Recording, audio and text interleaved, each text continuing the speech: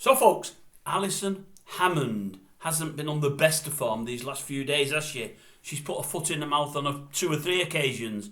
I do think sometimes these so-called celebs should think of putting the brain in gear before engaging and talking to the public. I really do.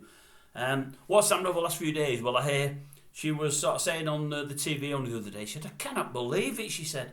I'd lost £10,000 out of my account and I knew nothing about it. Yeah, seemingly she'd sent a car in for a service and it should have cost £1,000. Anyway, accidentally, the car people took 10 grand. Anyway, 4 weeks later they realised they had, so they got back onto her, told them they were sorry for the mistake and put it back into her account. She never noticed it was missing. At a time when Britain is struggling, the British public probably don't want to hear that. People are saying, what?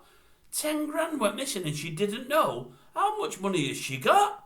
How crazy is she, the woman? Anyway, that's only the first. The next one I would suggest is even worse. She's saying, oh yes, she's saying everybody should have a right to heat the homes. Everybody. Especially the OAPs that have got no money. They shouldn't have to worry about heating and so on and so forth.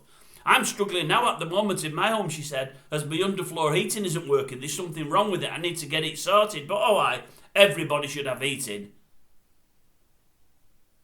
And you think, Alison, these older men and women in the 60s, 70s and 80s would just like the radiators to work. They've got no thoughts of underfloor heating, love. They're in these 2 up, 2 down terraced houses. There's no underfloor heating in them, love. You're on a different planet, living in a different world to those, love.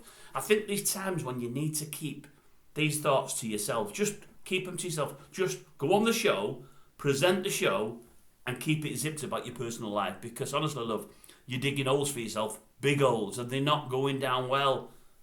What a stupid woman.